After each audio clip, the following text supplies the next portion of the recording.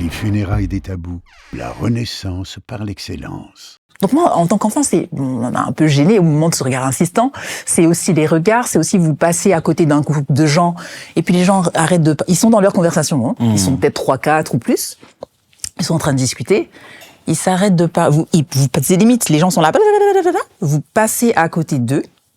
Il y a un silence de 5 secondes. Et après, des commentaires, soit positifs, soit négatifs, peu importe. Des remarques, oh, l'albinos! Ceci, cela. Donc moi, je suis né avec, j'ai grandi avec. Pour moi, il y a rien d'extraordinaire.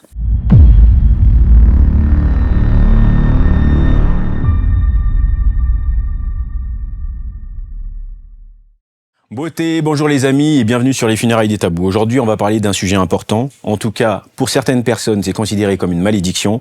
Pour d'autres, c'est considéré comme une chance. Mais avant toute chose, ce n'est qu'un phénomène de la nature. Nous allons parler d'un sujet qui est celui de l'albinisme. Parce qu'aux funérailles des tabous, bien entendu, il faut briser tous les tabous. Je suis donc avec Alison. Bonjour Lucchini, bonjour à tout le monde. Merci de visionner cette émission Les funérailles des tabous. On a le plaisir d'accueillir Bachoua. Bonjour Bachoua. Bonjour à tous, Bachoua Mosengo, coach love et guide du groupe Ubuntu BO. Je vous remercie pour votre accueil. Merci.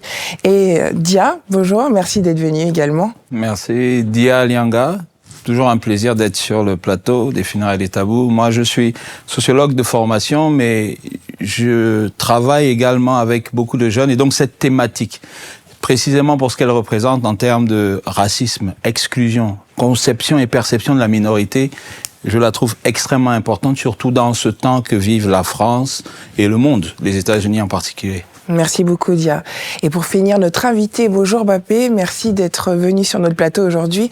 Je t'en prie, est-ce que tu peux un peu te présenter et ensuite on rentrera un peu plus sur ton histoire. Oui, bonjour. Bonjour à tous. Bappé Ngalam Lumé. Donc moi, je suis chargée de communication en freelance, chef de projet événementiel et apporteuse d'affaires. Et aujourd'hui, votre invité qui a de l'albinisme, donc il le vit dans sa chair. Donc il pourra vous en parler, vous donner un point de vue par rapport à cela. Alors, merci. Donc très bien. Donc avant qu'on rentre vraiment dans le vif du sujet, il faudrait qu'on rappelle quand même rapidement ce que c'est l'albinisme. Est-ce que Dia, tu pourrais rappeler? Un gène récessif.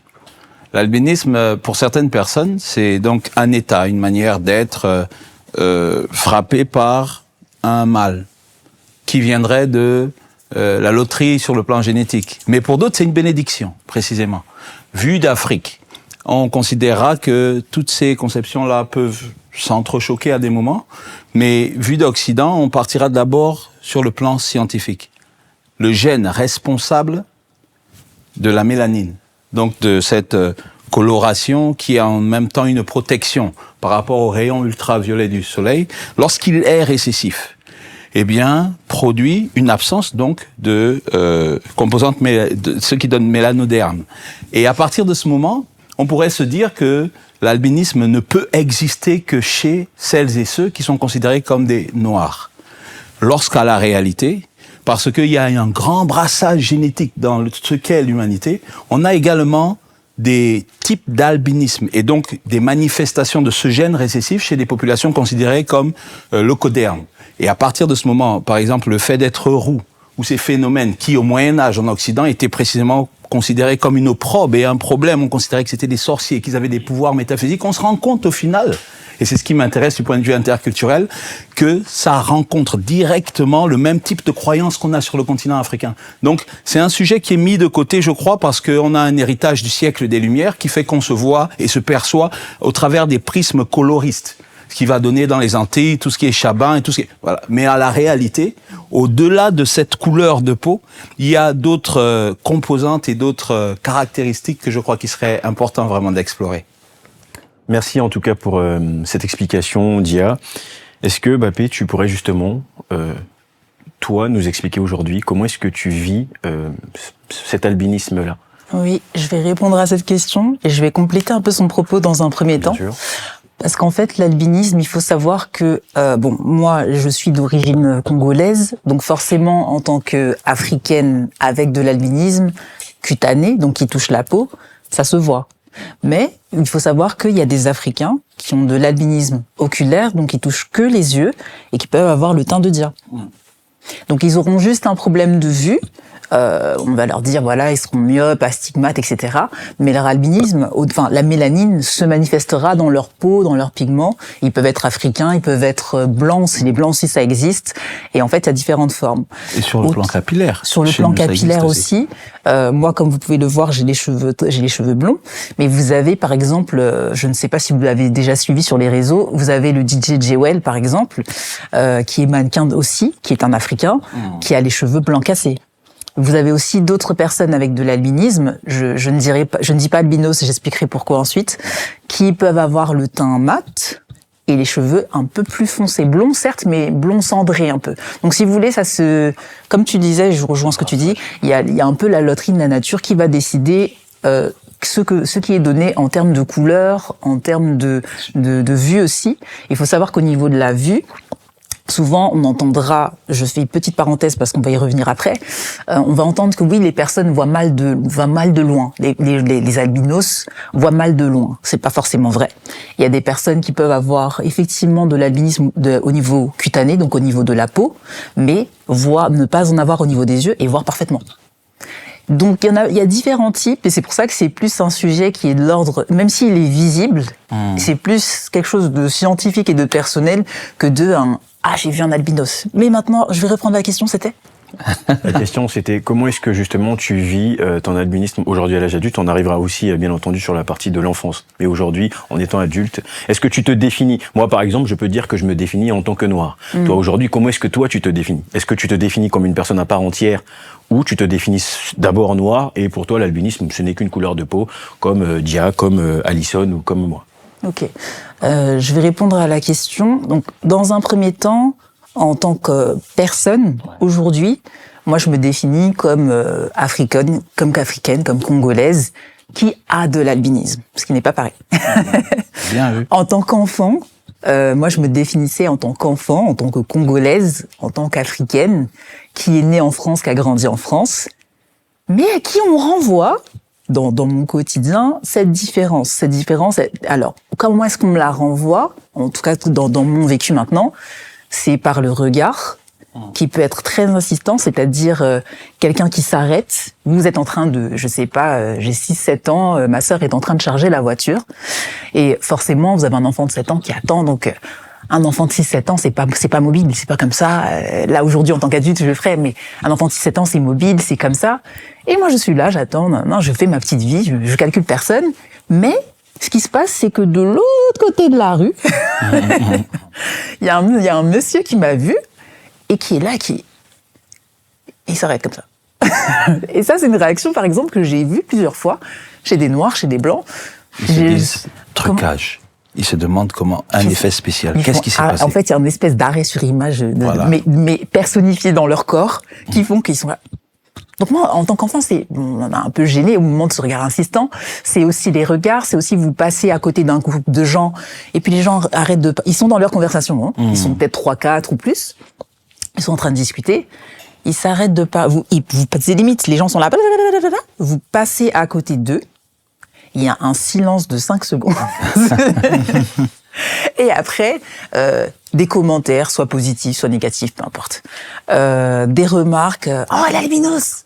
Ceci, cela. Donc moi, je suis née avec, j'ai grandi avec. Pour moi, il y a rien d'extraordinaire.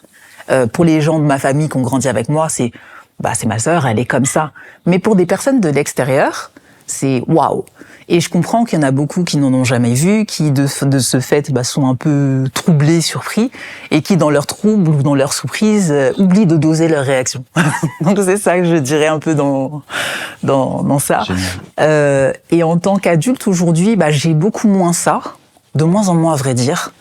Mais c'est vrai que 2015-2016, j'ai eu ça à gogo, et c'est ce qui fait qu'en 2017, j'ai sorti la vidéo YouTube. Qu'est-ce que l'albinisme? Parce que je me dis, mais c'est pas possible. En fait, c'est pas possible d'être aussi ignorant sur la question et d'oublier en fait qu'on a un être humain en face.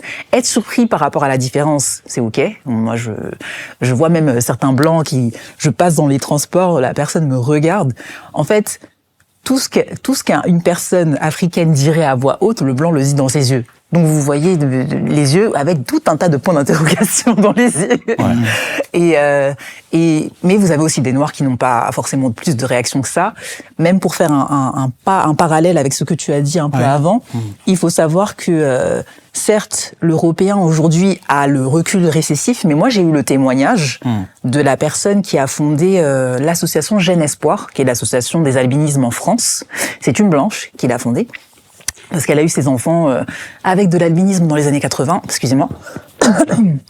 Et en fait, à l'hôpital, on lui a dit, c'est des blancs, pourtant, on lui a dit, non madame, vous devez avorter. On lui a annoncé que ses enfants avaient de l'albinisme, et on lui a dit, madame, vous devez avorter vos enfants parce que ça risque d'être compliqué, etc. C'est des blancs, en France.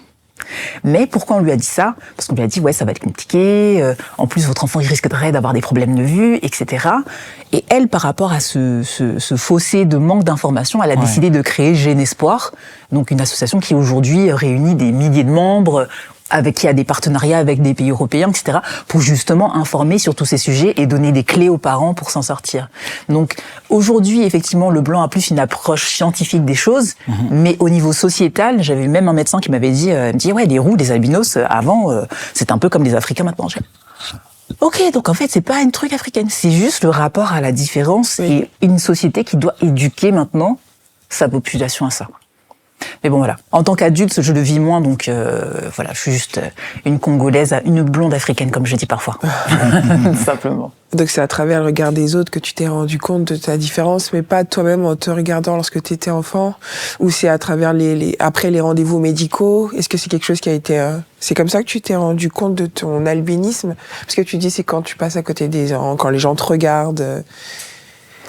Les gens me le renvoient. Moi, je sais que je sais que j'ai de l'albinisme. Je sais que, enfin, j'ai remarqué que partout où je vais, je suis la version unique de moi-même.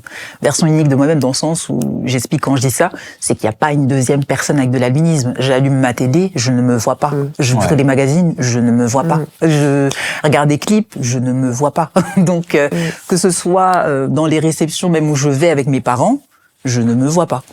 Donc, je vais à l'école, je me vois pas non plus. Je me vois nulle part. Si je peux me permettre, par rapport à ce que tu dis précisément, il y a 3 points que je relève. Tu as dit, pour toi, c'est pas extraordinaire. Littéralement, c'est pas ordinaire. Comme tu dis, tu ne le vois pas. Oui, parce que moi, c'est mon quotidien. Donc, tu es extraordinaire. Ça, c'est un. Deuxièmement, il y a un autre point qui est la façon dont nous-mêmes, produits culturels et intellectuels de l'Occident, on fonctionne avec des prisons sur le plan mental où, en lieu et place de voir une personne, on voit une couleur de peau. Et effectivement, et je prends ça pour terminer, il y a quelque chose que tu as dit qui m'évoque de beaucoup, The Invisible Man, ou bien quelque chose que Frantz Fanon décrit dans Peau noire, masque blanc. Et en fait, il dit, il a découvert, arrivant à Lyon, que lorsqu'il s'asseyait, on lui laissait 3 places. Pour dire que c'est le regard extérieur dans son traitement de la différence qui nous rend différents, qui nous fait en fait nous sentir autres. Mais que si on faisait ce travail de rééducation, ou d'éducation simplement comme tu l'as dit, du point de vue scientifique, comme la dame qui a créé Jeune Espoir, eh bien je crois que pour nos jeunes qu'on accompagne aujourd'hui, il y aurait beaucoup plus de facilité à se percevoir plus humainement. Moi, j'aimerais bien comprendre, puisque tu parlais justement des personnes, enfin, qui te voyaient mal et d'autres qui se posaient des questions. Est-ce que tu as ressenti, parce qu'on parle des fois des gens qui ont parfois des fantasmes, surtout, enfin, quand il s'agit de femmes, envers des personnes albinos. Est-ce que toi, ce sont des choses que tu as pu ressentir, même de personnes qui ne l'ont pas forcément exprimé verbalement? Non. J'ai eu une personne qui me l'a exprimé. Il l'a exprimé verbalement, il a été direct. Mais j'ai coupé court à la conversation. En dehors de cette personne-là qui a été directe avec ce ressenti-là, ce sentiment, non, je l'ai pas ressenti. C'est-à-dire que la personne te l'a dit, enfin, elle était attirée par toi par le fait que tu étais albinos? Elle était attirée par moi pour ça, et aussi parce qu'elle avait ce fantasme-là d'avoir une intimité avec une personne avec de l'albinisme. Donc moi, j'ai vu ça, je vais, ok, ça va, merci, au revoir. Alors, juste un point pour comprendre aussi, c'est-à-dire, lorsque les gens te regardent, est-ce que tu te dis que les gens peuvent aussi justement te voir parce que, enfin, c'est pas quelque chose qu'ils voient tous les jours. Je pourrais prendre un exemple d'un joueur de basket comme Wemba Nyama, qui fait 2 mètres, je sais pas, 20 et quelques. Simplement, l'étonnement fait que plusieurs personnes vont te regarder. Est-ce que tu perçois à chaque fois qu'il y a un regard. Est-ce que tu comprends ça ou tu te dis forcément qu'il y a quelque chose de péjoratif derrière? Enfant et adolescente, je me disais que c'était, bon, certainement, il y a un truc stigmatisant dans le regard parce que malheureusement, l'enfance fait qu'on a plus eu de regard. T'es pas comme moi, toi. T'as plus eu ce type de regard-là. Mais en grandissant, forcément, on fait plus trop attention déjà au regard. On les ressent toujours, mais on y fait moins attention. D'accord. Et après, pour répondre à la question, répondre comme à la question, étant adulte, enfin, oui, je sais que c'est une possibilité. Je le vois même, je l'entends même dans les tons de voix aussi, et dans les réactions. Mais j'y fais moins attention. Parce qu'après, pour aller checker le regard des autres, c'est compliqué. Mais je voulais dire quelque chose. Fantasme n'est pas que lié à ce qui est érotique, éros. Fantasme peut être l'esthétique aussi, qui fera que il y a des femmes qui trouveront ce type de cheveux, tiens, comme les tiens, extrêmement beau. Et se projeter sur ce plan-là, tu as jamais eu ce sentiment non plus? Ben c'est plutôt quand je marche avec quelqu'un que la personne regarde le regard d'autrui qu'elle sait me dire ça. Mais moi, pour le voir dans le regard de l'autre, il faut que je m'arrête en face, que je regarde, que la personne soit assez près ou qu'on engage un petit peu pour que je puisse le voir. Mais sinon, quand on passe comme ça... Et surtout l'aspect médical de quand tu étais petite. Je pense que tu as eu des problèmes oculaires, de peau, parce que tu as une exposition qui est différente, que tu as eu plusieurs rendez-vous. Comment ça se passe? Pour la partie médicale...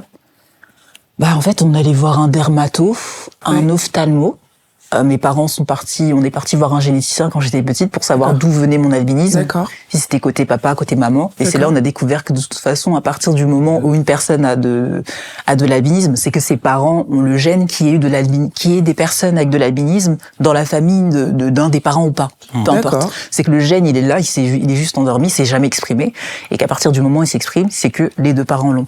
Et ça, je le dis, pourquoi? Parce que moi, j'ai des personnes qui m'ont contacté en me disant des personnes qui vivent en Afrique qui m'ont contacté. Ils me disent moi, on me dit d'abandonner mon enfant, que c'est ma femme, parce que souvent c'est ça, c'est un des problèmes qu'il y a aussi au Congo-Kinshasa, c'est que parfois on abandonne des femmes qui ont des enfants avec de l'albinisme parce que c'est vous qui nous avez amené ça, etc. Alors que non. À partir du moment où l'enfant là, c'est que papa et maman ont le gène récessif qui s'exprimait à ce moment-là. Les deux. Ouais. D'accord. Et qui fait que l'enfant n'a pas de mélanine. En tout cas, au niveau de l'albinisme cutané. Oui. Et attends, ta question c'était au niveau médical. Okay. L'aspect médical. Au niveau Sachant médical, que l'aspect médical en Afrique est beaucoup plus prégnant parce que l'exposition au soleil est plus grande. Et aujourd'hui, ça se détecte médicalement, l'albinisme. Oui, moi, avant de naître, c'était détecté. On m'avait dit à mes parents. Donc ça, ils savaient. On est parti voir un généticien. Dans les gènes, je veux dire, dans la famille. Ça, il faut aller voir un généticien pour faire le test. D'accord. Et généticien, à Paris, il y en a un. Alors, je sais qu'il y a le CHU de Bordeaux, où il y en a un.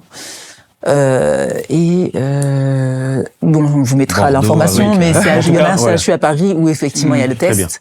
Et sinon, à part ça, les rendez-vous médicaux, c'était pas vrai. C'était peut-être un peu plus lourd quand j'étais petite parce qu'on essayait de déterminer si au niveau de ma vue, est-ce qu'elle allait grandir ou pas. Au niveau de la peau, c'était clair, c'était simplement mettre la crème solaire, vérifier que la peau va bien la protéger avec des vêtements clairs parce que les vêtements clairs en fait renvoient la lumière alors que les vêtements foncés ont tendance à attirer, à absorber la lumière, ce qui fait que comme la peau n'a pas la mélanine qui est un peu le champ de force qui la protège naturellement, il vaut mieux mettre des vêtements clairs et éviter de sortir quand il fait très chaud.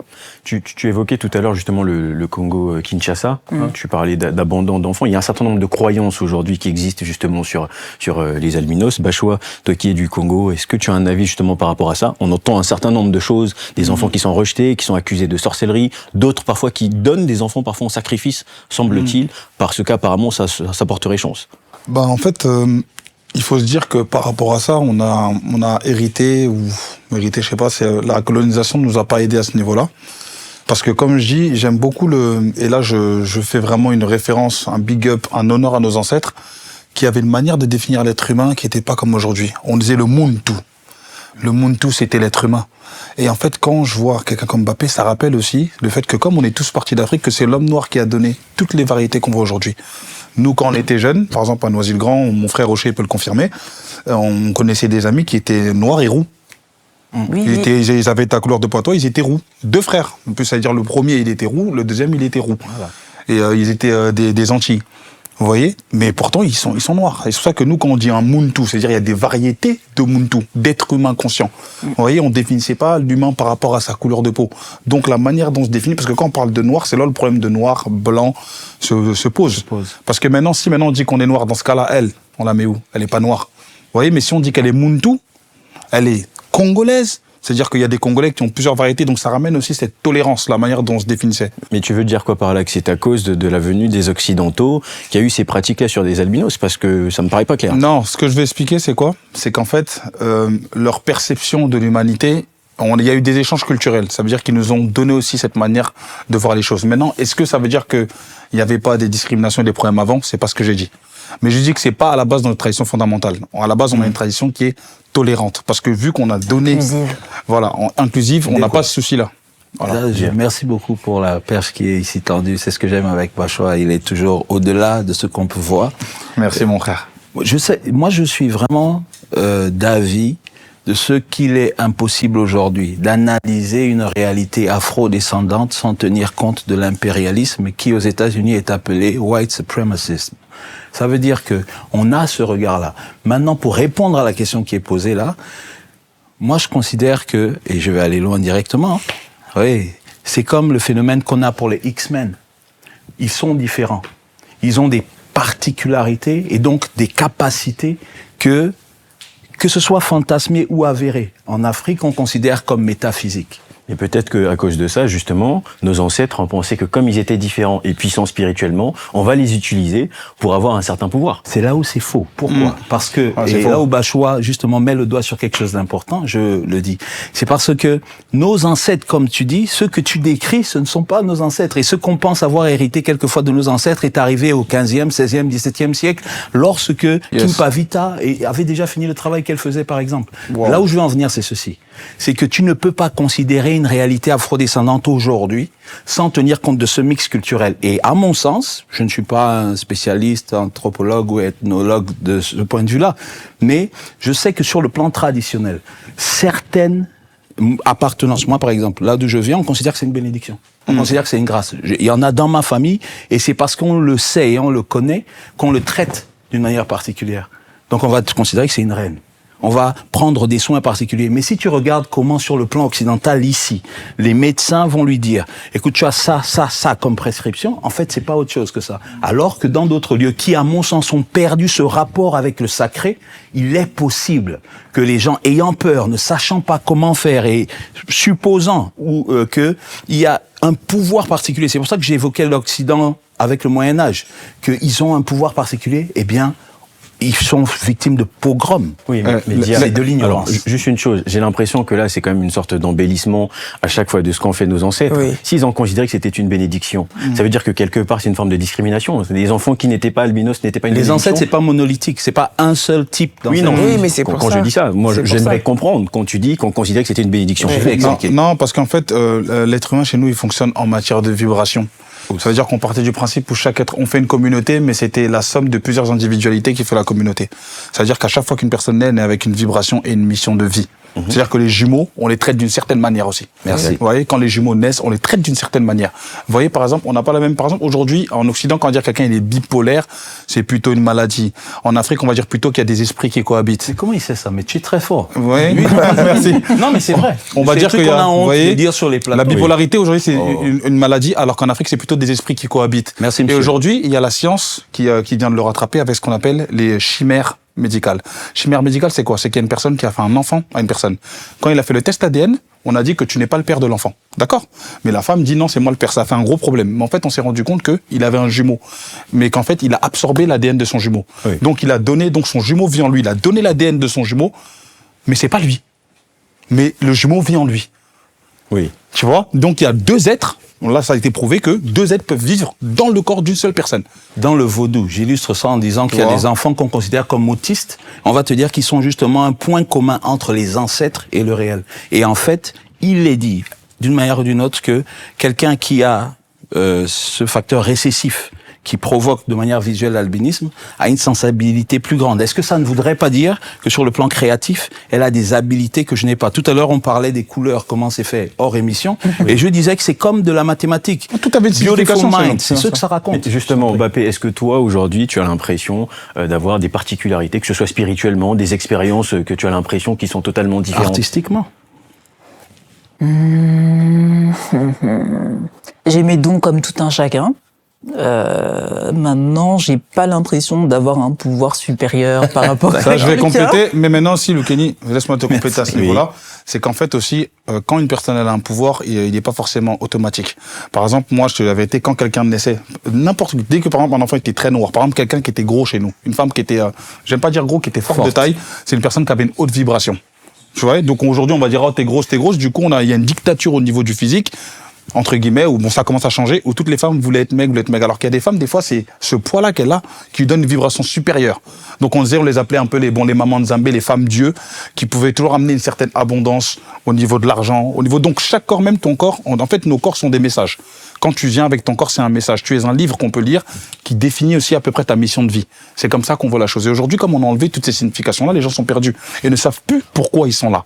Qu'est-ce qu'ils font là? Donc en gros, autant comme elle a dit, j'ai mes dons comme tout le monde. Mais pour que ça soit optimal, il faut des initiés qui puissent t'expliquer ça veut dire ça. Par exemple, moi, je suis très foncé de peau et j'ai tellement, entre guillemets, moi, je suis foncé, très foncé.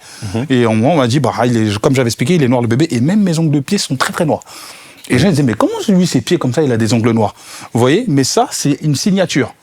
Tu vois, ça explique quelque chose que certains initiés étaient en capacité d'expliquer. Donc en fait, une personne peut avoir un don sans forcément s'en rendre compte et sans forcément connaître la limite de ses capacités. Mais quand tu dis ça, en fait, c'est pour rebondir sur tu parles de ces côtés historiques. Pour rappeler que ce qui se passe aujourd'hui vers les albinos, en tout cas sur certaines parties du continent africain, c'est de l'ignorance. Et c'est la raison pour laquelle certains sont persécutés et que s'ils avaient été informés, en tout cas de l'aspect spirituel et traditionnel, ça ne serait pas passé comme ça. Exactement. Donc ça veut dire qu'aujourd'hui, d'où leur viendraient les informations qu'il faut qu'il y ait cette légende. On va pas accuser que le colon a écrit ça quelque part. Parce que c'est quand même renaissance africaine. Tu as demandé ce que c'était. C'est de la barbarie, c'est de la sauvagerie. Mais j'ai bien aimé le mot que tu as utilisé, Alison, c'est de l'ignorance. Et pour aller dans le sens de ce que Loukeni disait, c'est on ne va pas quand même penser que tout est beau et tout est bon en Afrique. Il n'y a qu'à regarder nos réalités aujourd'hui. Ce n'est pas la main d'un blanc qui fait quoi que ce soit, même si la main qui donne est au-dessus de celle qui reçoit. Ceci dit, je pense véritablement que l'Afrique qu'on décrit, et je le pense à la suite d'écrivains et de penseurs comme Césaire, qui dit, mais l'Afrique qu'on nous dit être l'Afrique aujourd'hui, si on te dit l'Afrique, en fait, c'est des gens qui sont en cache-sexe et qui se vendent les uns les autres et qu'on met dans des bateaux comme ça pour les envoyer de l'autre côté de l'Amérique. C'est une Afrique que tu as observée au XVIIIe siècle. Oui, mais là, Mais c'est cette pas Afrique, assez. attends, c'est un exemple. Suis le fil. Regarde, c'est un exemple pour dire quoi? C'est une analogie que je veux faire pour dire ceci. Que les pratiques qu'on a aujourd'hui, qu'on décrit comme des pratiques qui sont l'identité de l'Afrique, sont des pratiques de peuples qui sont détruits sur le plan culturel et sur le plan symbolique. C'est une réalité, malheureusement, c'est ce qui est actuel. Mais c'est pour ça qu'on retourne sur une réalité actuelle. Et ce que vous dites est important, est intéressant, certes. Est-ce que toi, tu t'es déjà rendu au Congo, Mbappé, pour les vacances, pour aller voir des proches? Ma famille, oui. Comment ça s'est passé pour toi? Parce qu'il faut voir à travers tes yeux. Après, il me semble avoir compris que tu es entouré de personnes bienveillantes auprès de ta famille et autres. Mais comment ça s'est passé quand tu t'es rendu au Congo? Écoute, ça s'est plutôt bien passé. Et étrangement, en allant au Congo, mais j'étais inclus. En fait, je me sentais, moi, incluse dans la société. C'est-à-dire que j'avais des regards aussi, mais c'était des regards de « Ah, voici ce qu'elle est. Ah, bon, elle est... » Autant ici, c'est albinos, genre surprise. Parfois, les regards, en tout cas, les réactions les plus sonores et audibles. Mais au Congo, c'était « Ah, tu es une albinos ?» Et là, l'étonnement dont tu posais la question plus tôt, par contre, il était plus visible et palpable. C'était vraiment... Ah, mais toi, tu ne marches pas sous le soleil. Bon, dit en lingala, mais on connaît ça, oui. On sait mais toi, tu ne marches pas sous le soleil. Mais ta peau, elle est nette. Et on sent vraiment le regard de... Ah, mais vous êtes jolie, madame. Ah, mais... limite, je marche avec une maman, ma sœur, etc. On se promène. Il y a un papa qui me regarde. Excuse-moi. Il y a un papa qui me regarde. Il me dit, mais... il va voir la maman avec laquelle on est. Il dit, non, mais... Je peux lui parler. Oui, voilà, c'est ça. Elle est déjà prise. Je peux lui parler. Je lui dis, je peux lui dire bonjour. Ah ouais, 2 salles, 2 ambiances. Mais c'est intéressant parce que là, on va appuyer sur justement le colorisme, où justement, comme, là, on voit que tu dégages quand même une certaine aisance. Notamment le fait que tu sois une belle femme et tout ça. Ouais. Attendez, mais je pose une question. Est-ce que Alors, dans juste, ce cadre-là, parce que on ne voit pas que c'est une rebondir- Française aussi qui arrive et que ça ne joue pas? Non, mais là, c'est vraiment l'histoire de... Parce que tu as dit qu'elle est belle et tout ça, et que tu es élégante, et on sent que tu vas au maximum de ta féminité. Est-ce que ton identité, ta féminité, ta confiance en toi, comment tu peux l'exprimer? Comment tu l'as...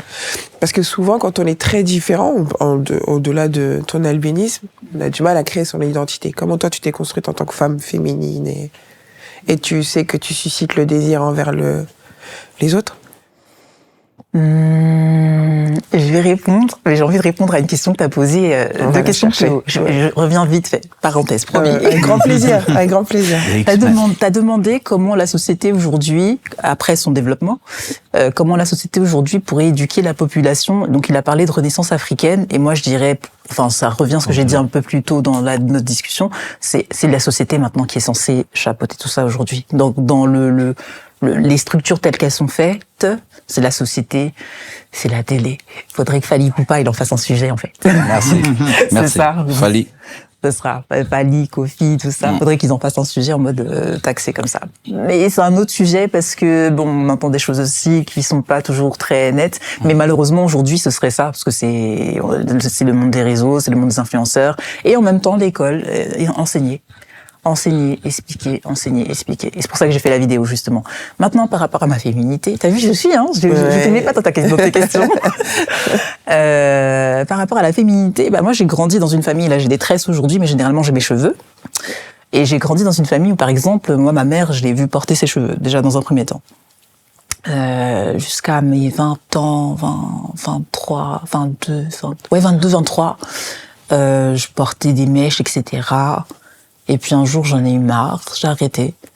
En 2010, j'ai complètement arrêté tout ce qui est défrisage, etc. Parce que j'ai grandi avec ça, en fait. Ma mère, mes tantes, elles portaient leurs cheveux. Certes, elles défrisaient un peu, mais elles portaient leurs cheveux. Elles étaient assez féminines. Et quelque part, le fait de ne pas me voir nulle part, ça fait que moi-même, j'ai créé mon propre personnage, on va dire. Dans le sens où... mon premier modèle, c'était ma maman, forcément, que je voyais avec ses cheveux, des couleurs, on parlait des couleurs aussi, associer les couleurs entre elles, faire des mix assez sympas. Et puis moi, j'aime bien les coiffures graphiques, comme vous pouvez le voir là, ici. Des coiffures graphiques qui détonnent, genre, après, ça c'est, mais là c'est le caractère par contre, moi j'aime bien, je vais mettre un truc, je vais porter un truc où je suis la seule à l'avoir. C'est pas, on est 3-4 à l'avoir. Affirmé, vraiment. Où tout le monde porte ça et puis moi je vais là. Charisme. Où tout le monde fait tout ça, moi je vais là. Non. Il y a ce caractère-là qui fait que, tu sais quoi, on est différents, on détonne, et détonnons jusqu'au bout, en fait. Allons jusqu'au bout. Ouais. Et, Je te laisse finir. Ok.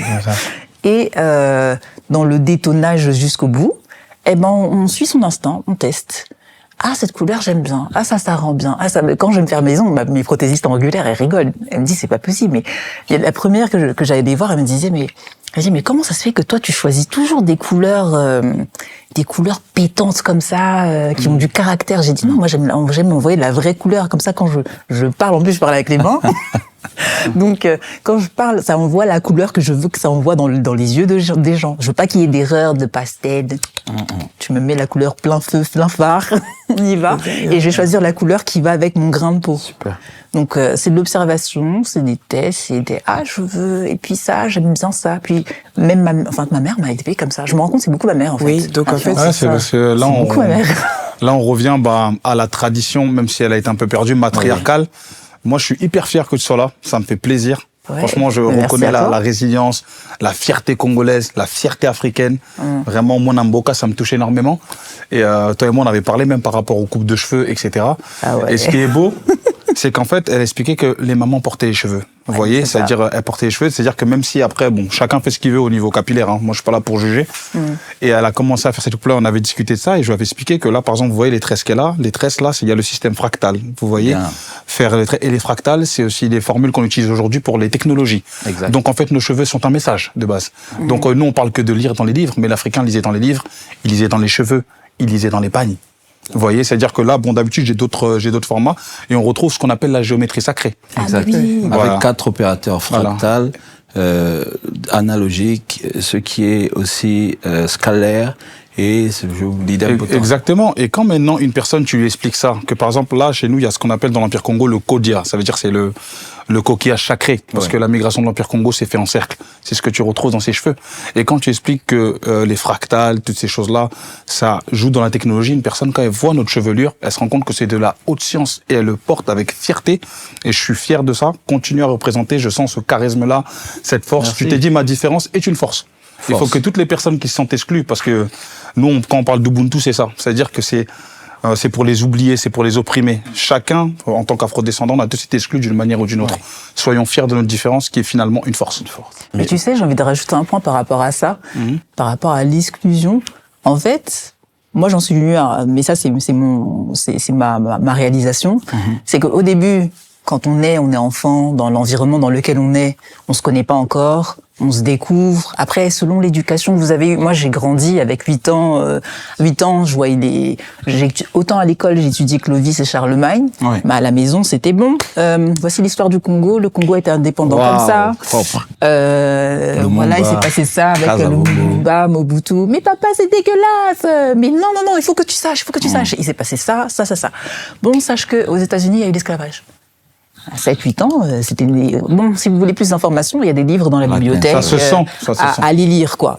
Mais alors ça, c'est l'éducation. Et justement, parce qu'il n'y a pas que... Et c'est intéressant de parler, parce que c'est ta culture, et il n'y a pas que l'Empire du Congo aussi, concernant les Mais non, il n'y a Afro-Caribéens. que ça. Non, il n'y a pas que ça.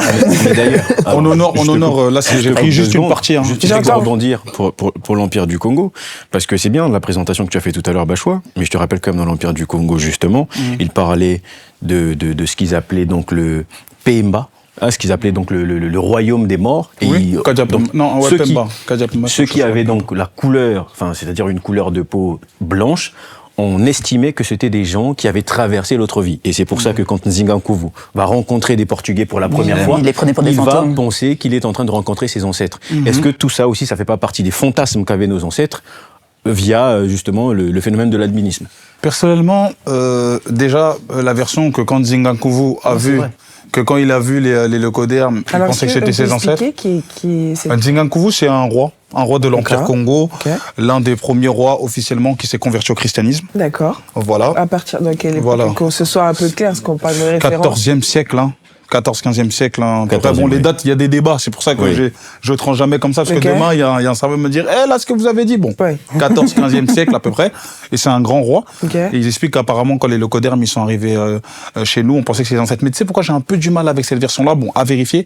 Mais pour aller Parce que jusqu'au bout, ça partirait de ce roi-là, la question de l'albinisme. ça part pas d'un roi, c'est qu'en fait, il explique Non, que... c'est qu'il y avait déjà une culture de la perception d'une personne, justement, De qui avait l'au-delà. cette couleur-là, en fait. Puisque quand ils ont vu, ils ont eu l'impression que c'était les ancêtres. Est-ce que c'est à cause de toutes ces visions-là que quand on voyait justement des personnes albinos, on se disait que c'était des personnes peut-être qui étaient beaucoup plus développées spirituellement, comme si c'était un retour d'ancêtres. Bon, Après, ils naissent dans leur société, c'est peut-être un peu différent. Mais vas-y, je te laisse répondre. en fait, moi, par rapport à cette perception-là, ce qui était sûr, c'est que comme je te dis, à chaque fois qu'une personne naît avec des caractéristiques, c'est un message, c'est une écriture, c'est une mission de vie.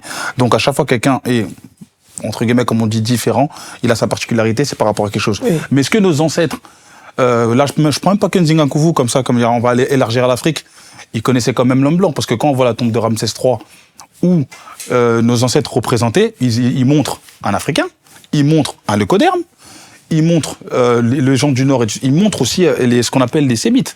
Donc en fait, les couleurs de peau, on les connaissait. Donc des fois, je me questionne un peu par rapport à ça, parce que c'est des gens en fait, on les a pas rencontrés au XIVe siècle. Depuis les Hittites, les Grecs, les Hyksos, des leucodermes, ça fait un moment qu'on les voit. Donc je suis pas sûr. Cette version-là, Bon, voilà. On va pas rallonger le débat là-dessus, mais il faut pas oublier qu'il y a eu une grande traversée des peuples, et il y a eu la traite orientale entre-temps qui a fait que beaucoup de gens ont perdu de leur culture. Oui. Donc il y a beaucoup d'ancêtres qui n'avaient pas forcément connaissance de tout ce qui se passait en Égypte. C'est pour ça que je pense qu'il y a comme Bachois des réinterprétations qui, qu'on le fasse consciemment ou pas, sont également liées à comment aujourd'hui les gens perçoivent les choses. Ça veut dire quoi? La perception de celui qui vient de loin comme étant un ancêtre, ça sert bien l'idée selon laquelle il y a une supériorité ou bien... Exactement. Voilà, mais après, je rentre pas dans ça. L'interprétation, ça. Quelle est aujourd'hui justement l'interprétation? La religion, est-ce que ça a servi à quelque chose à un moment donné, soit positivement ou négativement, finalement, à la perception qu'on peut avoir de l'albinisme? La religion? Oui. En Occident, ça peut, mais chez nous, je sais pas. C'est une bonne question, ça. En Occident, oui, en Occident, mais enfin, vas-y. Pour être transparente à ma connaissance, je ne sais pas. Moi, je ne sais pas. On dirait, vas-y. Ce serait plutôt les cultures, je dirais. Ce serait plutôt la culture. Oui. T'en penses quoi? L'aspect religieux, l'aspect spirituel, il faut comprendre une chose aussi. C'est que on est dans un domaine où le fantasme est prioritaire parce que justement, on considère que, voilà, on ne connaît pas. Oui. Mais à ce moment-là, la religion produisait des dogmes qui permettaient aux politiques de régner. On est en Occident. Les femmes même, simplement, il n'y a qu'à se référer à l'histoire des sorcières de Salem à Boston. On est au XVIIIe siècle.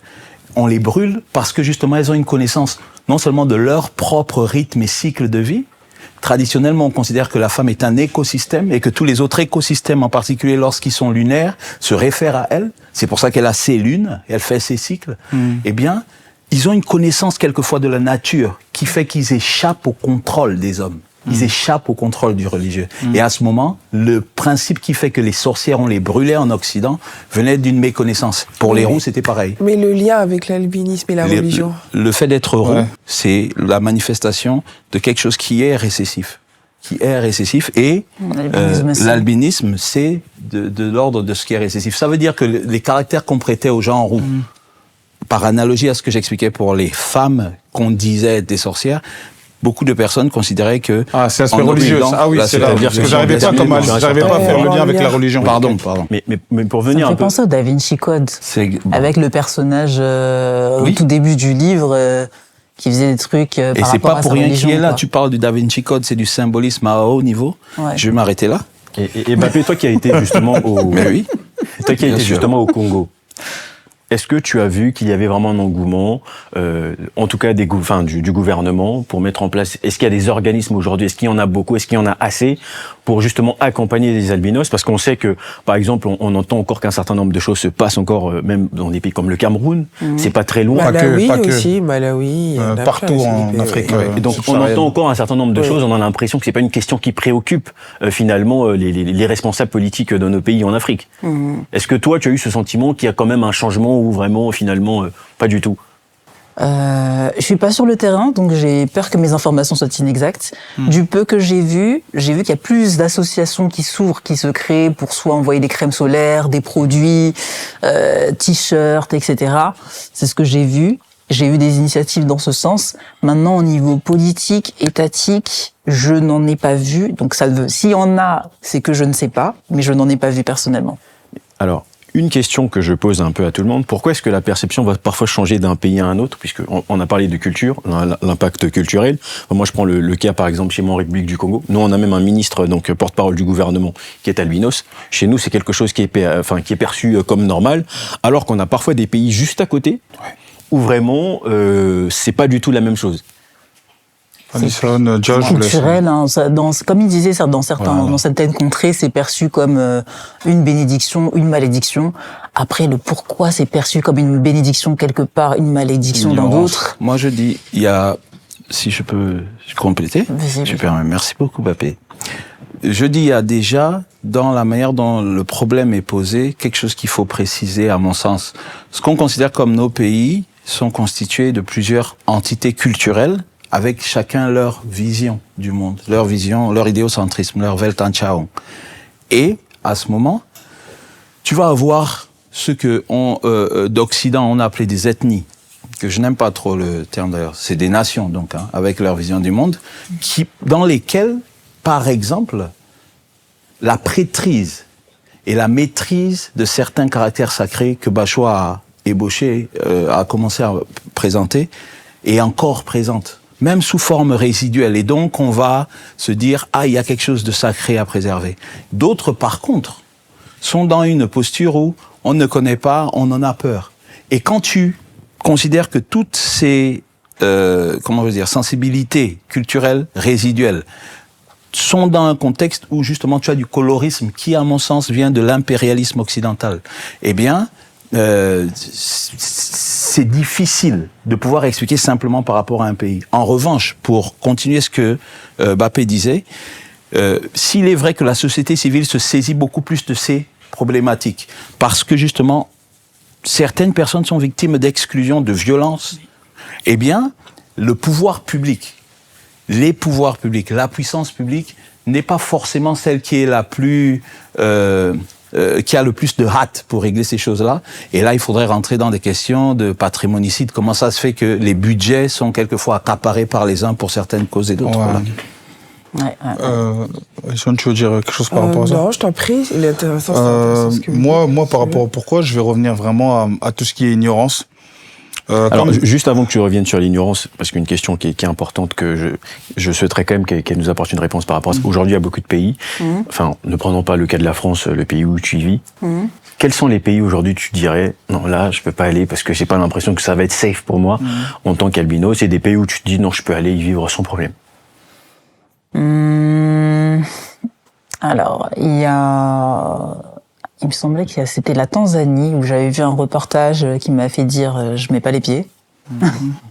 Un reportage sur les albinos. Ouais. Ou qui était malheureusement enfermé dans une école, enfin pas enfermé mais protégé dans une école parce que à cause des croyances où malheureusement ils étaient chassés pour leurs membres s'ils n'étaient pas tout simplement tués pour tout ce qui est membres, tout ce qui est les organes, côté spirituel occulte, on va dire. La sorcellerie. Ouais, Voilà. ça va être Donc ce pays-là, j'avoue que quand j'ai vu ça, je me suis dit bon, je sais que ce ne sera pas tout le monde qui sera concerné par la question, c'est pas tout le pays, mais sachant que ça existe, là, j'irai pas trop.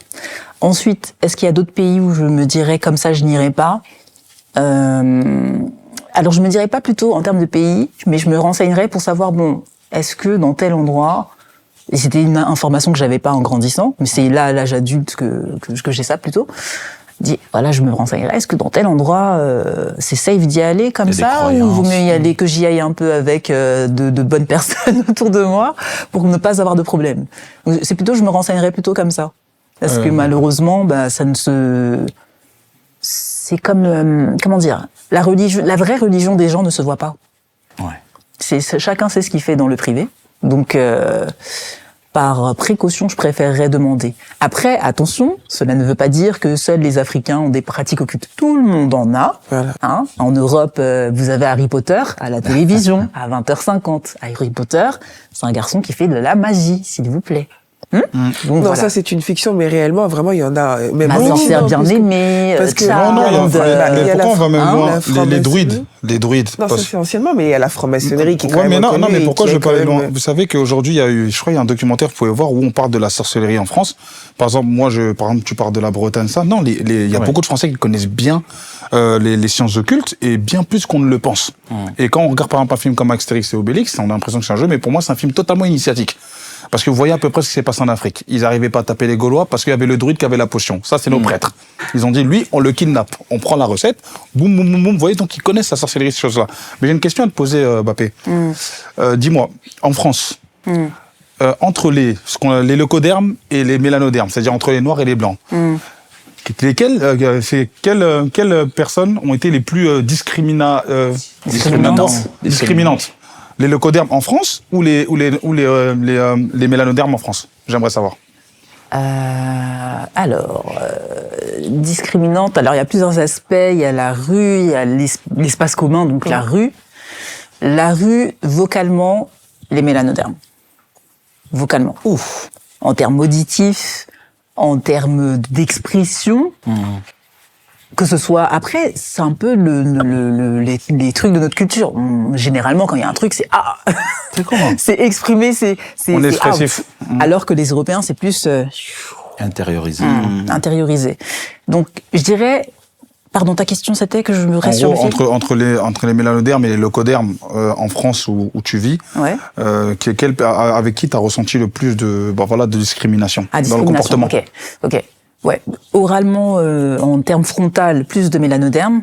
Est-ce que vous pouvez simplifier le mot, parce qu'il y a des personnes des peut-être qui vont vous Européens. écouter, qui vont pas savoir. Ok. Les noirs ou les blancs? Des Africains subsahariens, plus vocal par rapport à ça, parce que bon, je marche dans la rue, elle est malade, mais en fait, mon dossier médical te regarde pas, en fait.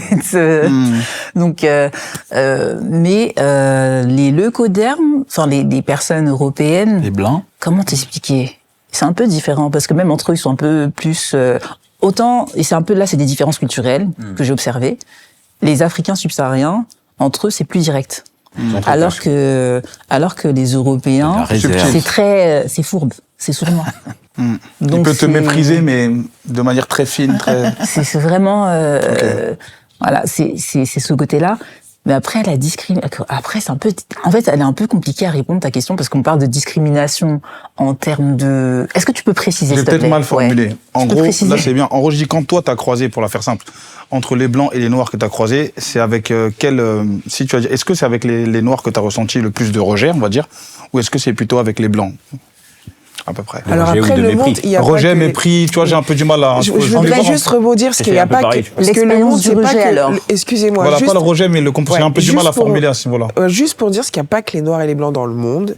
Et d'accord, parce que sinon, on se dirait... Ça, j'ai est-ce dit que leucoderme, parce que ça englobe tout. Oui, mais c'est pour ça que j'essaie de dire un mot simple. Donc, je veux dire, est-ce que tu t'es... Alors, dans ces cas-là, si tu permets, juste pour dire, est-ce que tu t'es senti beaucoup plus discriminé dans ta communauté ou par ceux qui sont extérieurs à ta communauté? Merci Alison, je Non, mais t'en souffrais prie, ici. Parce que... Ouais, parce que là, c'est un peu compliqué.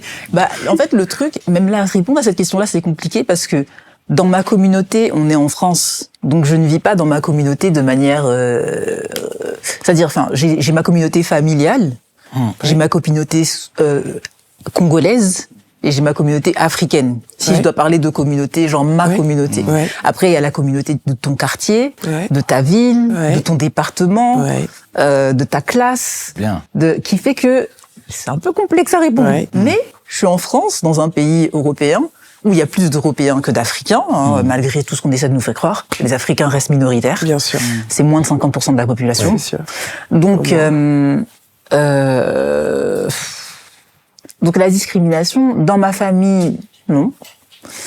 Dans mon milieu congolais, j'ai pu la ressentir quelquefois. Soit par je préfère pas trop lui parler ou pas trop m'approcher d'elle, etc. Ah oui, un rejet. Côté africain, D'accord. ouais. Non, c'est plutôt africain côté général, mais pas tout le temps, pas par tout le monde. D'accord. Donc ça, c'est un peu diffusé parce Ouais. que là, il y a les gens. Bon, je sors dans la rue, vous avez une remarque dont la personne vous la recroisez pas. Donc là, c'est pas pareil. Mais côté africain, bon, j'ai pu le voir quelques fois. Côté maintenant, on sort maintenant du côté africain, congolais, famille. On va maintenant à l'école. À l'école, là, c'est elle est pas comme nous celle-là. Je préfère pas trop être avec elle. Ah oui? Parce que du coup, on parle beaucoup d'harcèlement, on parle beaucoup... Enfin, là, aujourd'hui, je pense que ce qui est intéressant, c'est ton témoignage en tant qu'albinos dans cette société. On a parlé de l'aspect médical Ouais. et la perception spirituelle de nos chroniqueurs qui nous expliquaient un petit peu pourquoi les albinos qui sont sur le continent, du moins dans certains pays, sont rejetés. Mais toi, tu peux pas en témoigner parce que, comme tu l'as dit, t'es pas sur le continent, t'es en France. Après, on a parlé de ton aspect identitaire. Parce que on t'a demandé, toi, du coup, parce qu'il y a cet aspect épidermique, toi, tu es quoi? T'as dit, je suis congolaise, de toute façon. Tu es congolaise, mais t'as pas le même teint que la plupart des gens. Mais en même temps, t'es née en France. Donc, ce qui fait que t'as plusieurs casquettes. Tu souffres, enfin, je sais pas si on peut dire la phrase tu souffres d'albinisme. Non. Ouais, c'est pour ça. J'ai de l'albinisme. Tu as de l'albinisme. Donc, tu as de l'albinisme. Et puis, tu es aussi d'origine africaine, dans un pays majoritairement européen.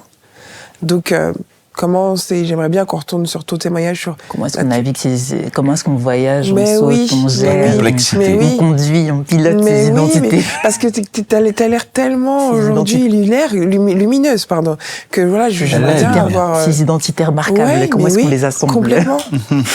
Ok. Il y a plein de choses que j'ai envie de dire. Oui. Je vais essayer d'aller dans l'ordre. Tu es victime de ton intelligence, hein? De Parce que l'école. tu as parlé des formes tout à l'heure, je voulais rebondir. Alors, Elle a dit que tu es c'est pour lumineuse. ça Pour que... faire plus C'est de simple. la lumière. Ouais, Moi, j'ai ouais. ma sœur qui s'appelle Nora, qui est albinos aussi. Ah, Enfin, ok. qui manifeste l'albinisme. Moi, je dis qu'il a de l'albinisme. Qui a la grâce d'avoir de l'albinisme. C'est comme ça que nous, on va dire dans la famille. Ok. Et cette lumière-là, c'est de l'intérieur qu'elle vient, d'une manière ou d'une autre. Et elle irradie. C'est la manière dont tu te perçois et tu te tiens, et dans la manière dont tu donnes. Tu vas me faire pleurer, dire. Non, non, mais c'est pour... J'ai même rien à dire. Oui, mais de cette spécifique, construction, juste c'est une fort. construction d'adulte. Je veux dire, une Lourd, petite lourd. fille de 9 ans, Je vais une répondre. petite fille de 9 ans n'a pas encore cette force. C'est pour ça que je dis ça. Tu voulais poser une question par Oui. rapport à ça, je crois? Ou autre? Oui, alors c'était surtout pour savoir, enfin, identitairement justement, comment est-ce que toi aujourd'hui tu te sens principalement. On a parlé d'albinisme tout à l'heure au début, on avait évoqué le fait que il y a aussi des albinos blancs par exemple. Est-ce que en matière de proximité, tu te sens quand même proche? Enfin, comment est-ce que toi tu te définis identitairement au-delà du fait d'être congolaise, qui est quelque chose qu'on a compris? Ok, je reviens. Premièrement, je vais finir la question de la discrimination et je vais venir. Par rapport à la discrimination, c'est les gens, ils comprennent pas. Aujourd'hui, le regard d'enfant, c'est mais je comprends pas pourquoi ils me traitent comme ça. Je suis comme eux, il y a rien de spécial. Et je comprends pas pourquoi les gens s'arrêtent devant moi. Je comprends pas, il y a rien de spécial. Je suis humaine comme vous, certes différente, mais je suis humaine comme vous. Donc il y a de l'incompréhension. Donc je me suis cherchée. Donc c'est comme je vous disais que je me vois pas à la télé, je me vois pas en magazine, je vois nulle part. C'est que ouais, je me dis bon, ok, ceux-là ils sont bizarres, je comprends pas leur réaction. Je vais essayer de trouver quelqu'un comme moi. Je vois personne comme moi. Bon, je vais être toute seule à vie. D'accord, ça va être ma vie. Moi, c'est comme ça. Hein. J'avais 10 ans, 8-10 ans, on voit personne. Alors certes, j'ai mes frères, ils m'adorent, je les adore. J'ai mes sœurs, je les adore, ils m'adorent. J'ai mes cousins dans de bons termes, familialement, rien du tout, pas de souci. Mais je me vois pas. L'identification. Jusqu'à ce que j'ai 19 ans, et là, mon cousin m'annonce que ma petite nièce, elle est blonde comme moi. Oh! Alors là, le soulagement! Enfin, je suis plus toute seule. Il y a quelqu'un qui me ressemble, qui est dans ma proximité. Parce qu'entre-temps, j'ai eu des nièces qui sont nées, mais elles sont nées au pays. Donc, c'est mes nièces, mais de mes cousines germaines qui sont nées au pays. Ouais. Ça, c'est un peu l'expérience dans ma peau en tant que personne qui a de l'albinisme. Ok. Ouais. Pourquoi je dis qu'il a de l'albinisme et pas albinos? Parce qu'en fait, l'albinisme, c'est quelque chose qui est dans nos gènes. C'est pas quelque chose qui se voit. Enfin, ce qui est dans le corps ne se voit pas. Vos organes sont à l'intérieur de vous, on les voit pas. Donc, quelqu'un qui est aveugle, vous allez voir qu'il est aveugle, vous n'allez pas l'appeler par ça. Quelqu'un qui est roux, même si c'est vrai que ça détonne par rapport au brun, blond, etc., vous n'allez pas l'appeler roux, en tout cas si vous êtes normalement constitué. Vous allez vous dire, peut-être Marcel qui est roux, je connais Marcel, il y a Marcel le brun et Marcel le blond, Marcel le roux. Mais dans votre psyché, vous n'allez pas dire, le roux là-bas, un roux. Non. Donc c'est pour ça que je dis, qui a de l'albinisme, même si c'est visible, c'est ce que j'ai, ce n'est pas ce que je suis. Ce que je suis, c'est d'abord un être humain, une femme. Après, ça, ceux qui ont des discussions de genre, vous avez raison, mais moi, en tout cas, je me considère comme une femme. Et en troisième lieu, nous aussi, je suis comme une femme, t'inquiète, pas de souci. Et de la lumière. Et ensuite, de cette femme-là, je peux avoir la peau blanche, et au pays, c'est ça qui est bien, et c'est là où je me suis personnellement sentie incluse, même si je sais qu'il y a quand même des discriminations au Congo, c'est qu'au Congo, on sait que, dans la population congolaise, on a des personnes qui sont blanches à la peau blonde, qui sont albinos. C'est un savoir commun dans la population. Ensuite, on a des personnes rousses qui ont ton teint, les cheveux marron clair. Ça existe, j'en ai même dans ma famille. On a des personnes maintenant qui ont la peau marron clair. Il y a des personnes qui ont la peau marron plus foncée, jusqu'à bleu. En plus, j'ai quelque chose que j'ai envie d'ajouter, un petit détail, je pense que tu vas être d'accord avec moi. Je sais pas si tu as remarqué, la preuve que malgré la colonisation, que l'homme africain, et là je prends l'exemple du Congo parce que c'est la langue que je comprends, pas pour exclure, parce que je me sens vraiment panafricain, autant voilà, c'est pas le souci. Mais je sais pas si tu as remarqué, nous quand on venait au pays, moi je pensais pas, ils disaient Mindele Vaza. Vous voyez? Parce que comme Mundele ne veut pas dire blanc, moi on m'appelait le Mundele. L'occidental. Moi, mes oncles du Congo m'appelaient Mundele, Baza Mindele. Oui, parce que tu viens de Paris, donc voilà, mais parce que eux, pour eux, c'est une culture. Ouais, c'est occidentale. C'est-à-dire, ils C'est prenaient ça. pas ma couleur de peau. Alors que la couleur blanc en lingala, c'est pembe. C'est différent. C'est ce que tu Tu vois ce que je veux dire? C'est comme Ouais. nous, on dit Mohindo. Voilà, Mohindo, c'est Moïse, noir. le soleil. Ouais. C'est-à-dire que si on traduirait Mohindo en français, après, l'origine du mot, il y en a qui ça vient du portugais, etc. Mais aujourd'hui, Mohindo, ça faudrait dire homme soleil, enfant du soleil. Mélanine. Voilà, mélanisé. Voilà. Donc, nous, vous voyez, dès qu'ils voient un blanc, ils disent un Mundele, mais toi aussi, t'es un Mundele. Après, moi, des fois, moi, ça m'énervait. Je dis, je suis pas un Mundele, mais en fait, lui veut expliquer que t'as grandi en Occident. Est-ce que tu vois C'est comment un c'est occidental. où ils prenaient pas la couleur de peau, mais plutôt la culture. C'est ça. Comme C'est dirait ça que Juliette les Esmeralda, on est des ouais. êtres de culture. C'est ça. Ouais, donc maintenant, et par rapport à ça, j'en profite pour rebondir. Vu qu'il y a plusieurs couleurs, forcément, on est inclus. Après, les traitements diffèrent. Maintenant, pour répondre à la question que vous avez posée concernant l'identité, comment je l'ai construite, moi, c'est l'éducation.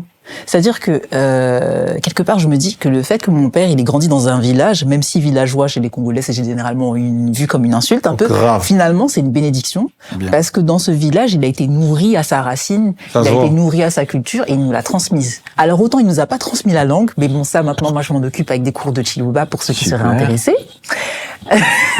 Et dans ce cours de Chiluba, on a vu l'aspect culturel. Vous en faites pas, je reviens. Non, tu es en plein dans Donc, ce qui est les questions de On a vu justement l'aspect culture. Et par exemple, le cours de la semaine dernière, on a vu les formes, ne serait-ce que la façon de voir la famille. La famille, c'est un rond. Et le rond, vous le retrouvez dans les motifs de wax. Le cercle. Le cercle, où vous avez la naissance, parents, vous naissez, là ici, vous venez au jour, naissance, soleil, grands-parents, ancêtres en bas. Et en bas, là, c'est le monde de la nuit, on se considère. Après, je vais pas rentrer dedans, c'est un autre sujet. Mais c'est en fait, on nous explique, voilà, le symbole de l'homme, le triangle, symbole de la femme, le losange. Mais pourquoi le losange? Pourquoi le triangle? Ah, les chefs, vous retrouverez ces symboles. C'est super intéressant. Bref. Géométrie sacrée. Et donc, par rapport à l'identité, moi, j'ai grandi avec une identité où notre père, il nous disait, vous êtes de tel... Moi, j'avais 2 ans, je savais déjà dire de quel village je venais. Waouh. C'est-à-dire que c'était Est-ce qu'il y a un- tu es du Kasaï. Je vais te Vas-y, non, vas-y. toi aussi, tu es parles du bien. Kasaï. Je suis Moulouba. Voilà. Comme le président Moulouba. pour lequel on a dit oui, quand les Balouba passeront au pouvoir, ils feront planter un tas de choses. Le Moulouba est au pouvoir. Est-ce que ces choses ont été faites? Je laisse vos yeux, vos oreilles, comme on dit, on a les yeux pour voir, les oreilles pour entendre, et voir et chercher et comprendre maintenant sont Guilouba. le vrai du faux parmi les rumeurs que vous avez tous entendues, qu'on allait vous esclavagiser ou je sais pas quoi. Donc, je savais, quand j'avais 2 ans, voilà, je sais que je viens du Kasaï, je viens du Congo, et on vient de tel endroit. Et ensuite, en grandissant, on avait une carte du Congo au salon. Donc on savait, ok, Kinshasa c'est là, Kisangani c'est là, le Kasaï c'est là, là c'est Goya, il y a Goma, là il se passe ci, là la guerre qui se passe là, ça se passe là. Oh, ok. Donc tu veux ok. dire, Mbappé, excuse-moi, je te coupe, tout ça pour dire qu'on t'a tellement, on l'a Ah oui, tellement éduqué, on t'a tellement dit, expliqué qui tu étais, qu'aujourd'hui, en fait, c'est trop compliqué aujourd'hui de pouvoir te bousculer, ou même ce que tu peux voir les gens qui sont autour de toi. Ta différence, c'est pour ça que tu dis que je mets les couleurs les plus flashy, je me suis réapproprié et fait ma différence une force, parce que de par ton éducation, on t'a nourri. on t'a forgé. Oui, Ouais, voilà. Ça t'a Donc protégé. quand tu dis ça, c'est justement pour montrer que le type, s'il y a des jeunes filles ou des jeunes garçons, ou si on est parents d'enfants qui ont l'albinisme, c'est de bien Faut les transmettre, construire, en fait. vraiment une construction de l'identité tellement solide qu'on peut pas être perturbé, ce que tu veux dire. Et tu nous as dit que tu faisais partie d'une association. Tu avais besoin, parce que quand même tu as dit que tu te voyais nulle part, que ce soit dans les médias, dans la culture ou autre, tu avais besoin d'intégrer une association pour pouvoir rencontrer d'autres personnes. Non, maintenant j'en ai dans ma vie, j'ai des contacts. Parce que tu as parlé d'une association Gênes, je Gênes sais plus. Espoir. Est-ce que tu as adhéré ou Non, je vais à D'accord. leurs événements, mais sans forcément D'accord. adhérer, parce que j'en ai pas le besoin de se retrouver. Quelque part, il a été répondu quand j'avais 13 ans, parce que à 13 ans, j'ai vu une personne avec de la mise, j'ai dit, ok, il y a d'autres personnes comme moi. Et puis au final, on se rend compte que, en fait, il a juste de l'albinisme comme moi, mais ça reste un individu que je ne connais pas. Voilà. Donc c'est là où on revient à l'aspect identitaire aussi, dans le sens où est-ce que cette identité remarquable et moi, est-ce qu'on va s'assembler ou pas? Identitaire et pas racial, parce que quelquefois l'albinisme est perçu comme une couleur et une appartenance raciale. Ça veut Alors dire que qu'on non. Oui, dans le oui, prisme oui, alors que différent. non. Et j'ai l'impression le paradigme avec lequel très souvent on discute là, lorsque ce que j'ai aimé, c'est précisément la complexité au sens d'Edgar Morin qu'elle introduit lorsqu'elle parle de l'identité. Elle appartient à sa famille, elle appartient à son quartier, elle appartient au Congo. Le Congo lui appartient aussi, elle appartient à l'Afrique.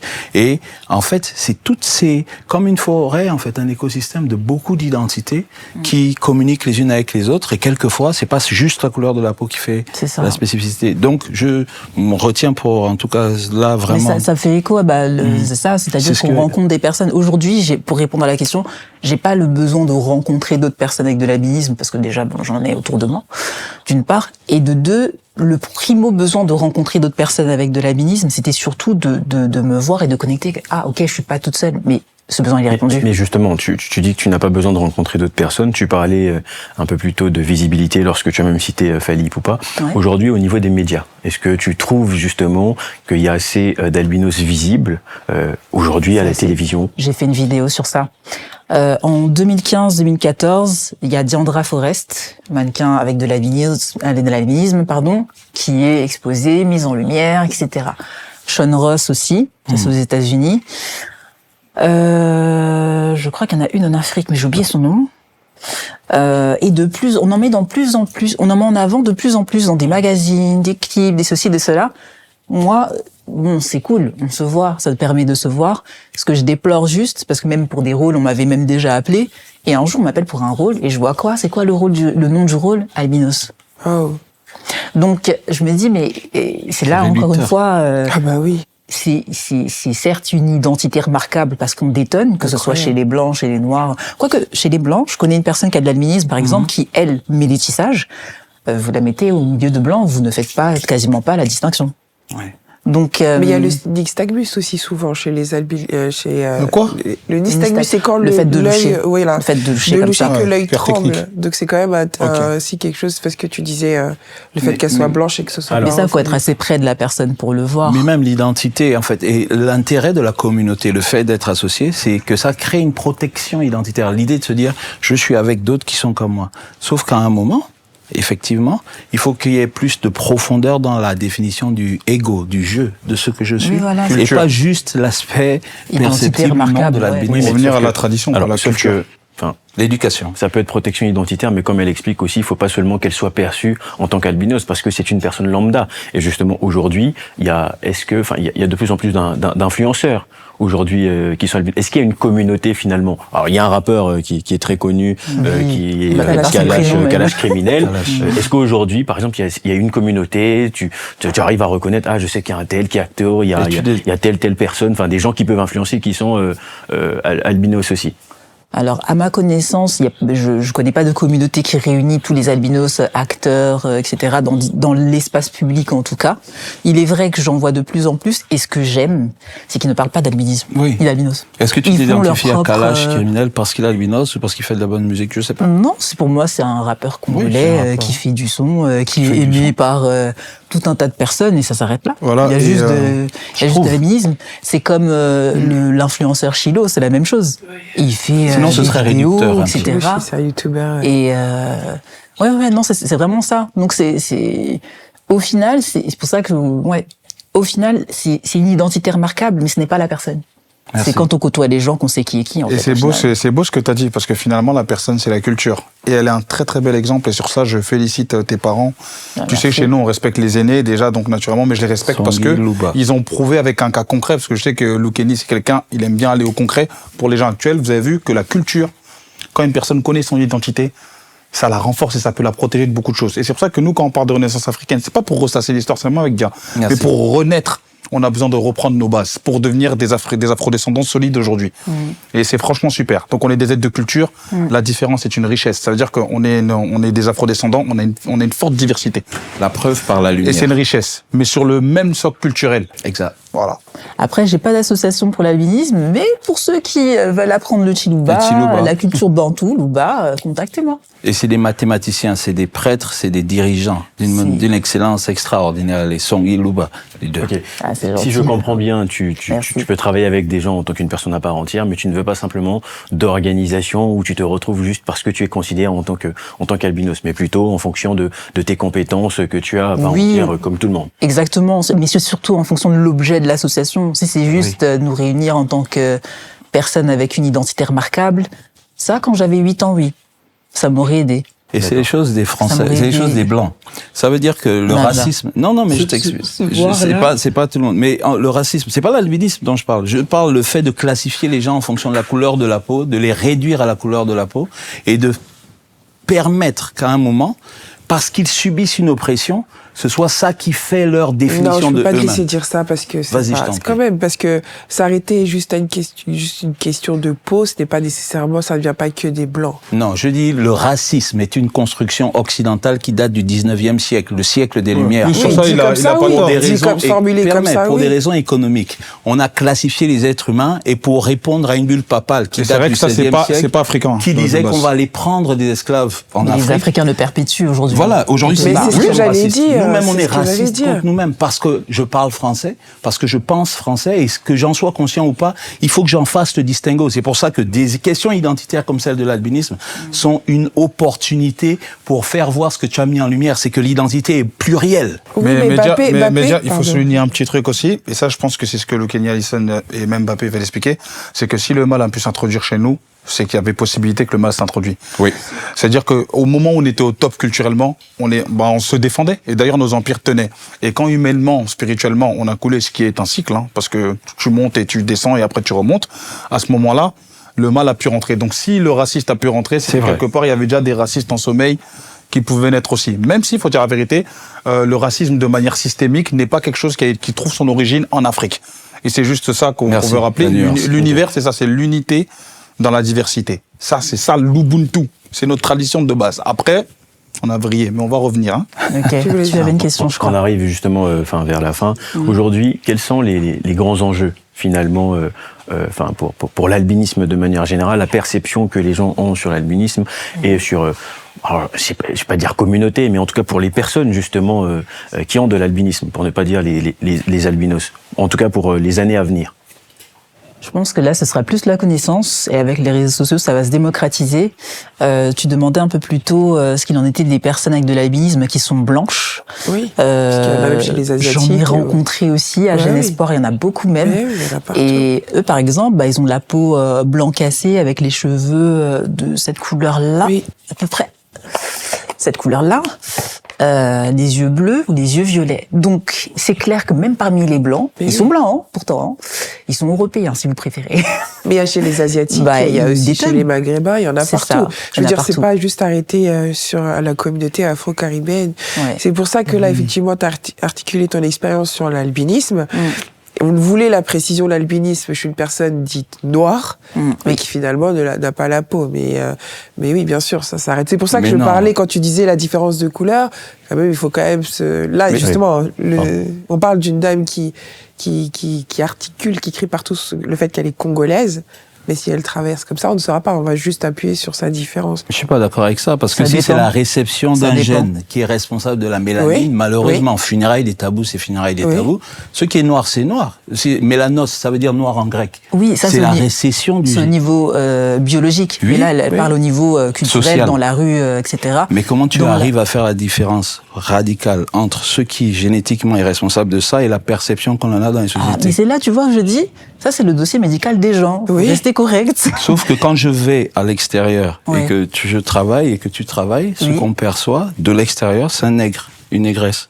Oui, et bah, que si tu quand vois on te mes perçoit, cheveux, on ne tu peut vois- pas dire... Tu vois certes que j'ai la peau blanche, mais que j'ai des traits africains. Et Mais quand oui, on te je voit vois. certaines personnes, ignorantes ou pas, on peut avoir du mal à dire c'est une négresse. C'est pour ça que je trouve que c'est une chance. C'est pour ça que je dis, on doit dire que c'est un problème qui prouve au moins que l'humanité est née en Afrique, que la couleur de la peau est une construction sociale, que le XVIIIe siècle, le siècle des Lumières, a fait du mal. Et que lorsqu'elle se définit, et je la définis comme une lumière, c'est d'abord une lumière moulouba.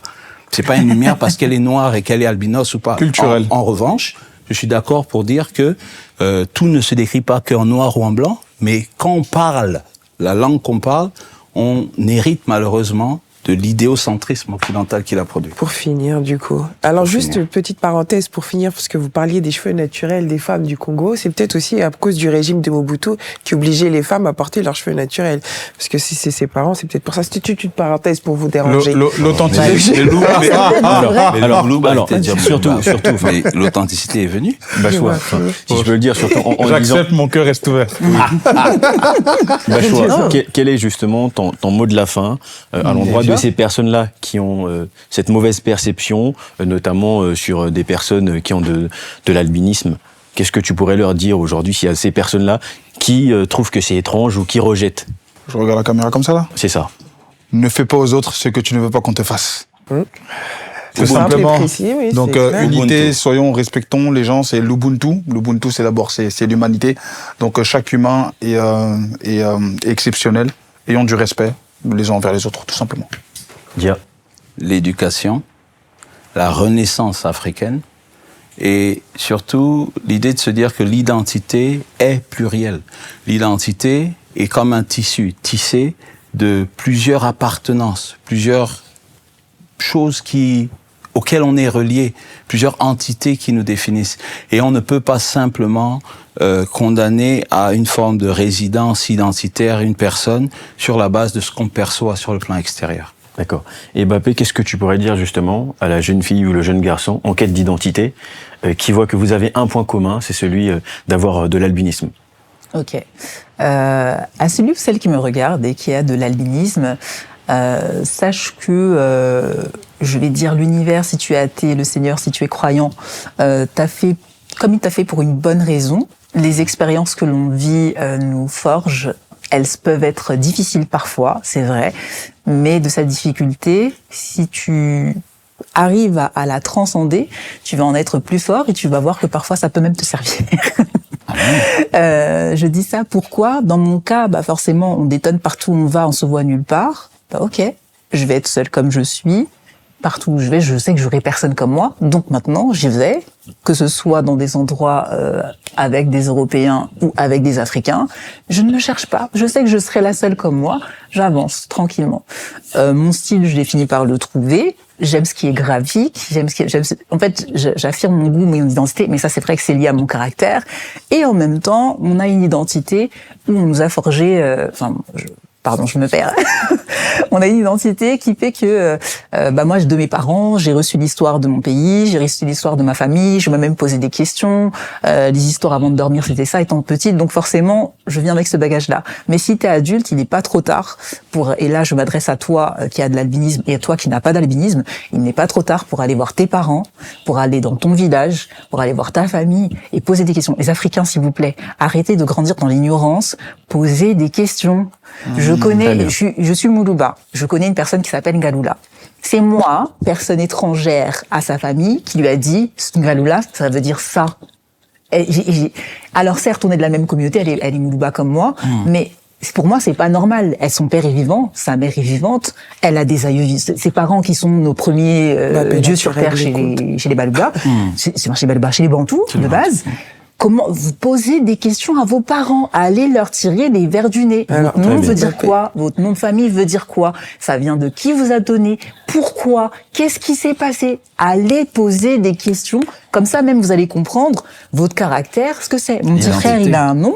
Oui. En faisant les cours de Chiluba, j'ai su lui traduire son nom syllabe par syllabe. Et aujourd'hui, en lui parlant de son nom comme ça, son nom, ça veut dire celui qui ne nous suit pas, donc celui qui suit son propre chemin. Lui-même, ça a fait écho à son expérience de vie. Il dit oui, c'est vrai, je fais jamais les choses. Mais comme du tout coup, le monde. Mbappé, c'était un donc on l'a entendu, mais c'était surtout votre identité. Auprès mais par rapport à l'albinisme, oui. je vais revenir. Par rapport à l'albinisme, sachez que on est juste des personnes avec une identité remarquable. Mais si vous voulez nous connaître, il faut simplement nous approcher, nous dire bonjour comme des êtres humains.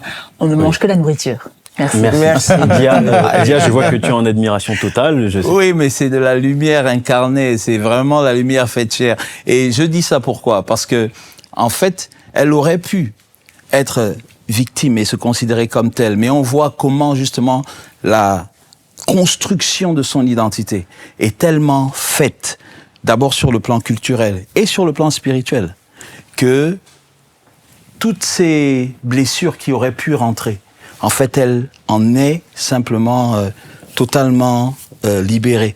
Et franchement, c'est un honneur d'avoir été sur ce plateau-là. Ces funérailles des tabous, il fallait qu'on en parle. Merci encore, Dia. Donc, les amis, vous aurez compris que si vous êtes dans le même cas de figure, le but, c'est de vous construire dans votre identité, c'est ça qui vous donnera de la force.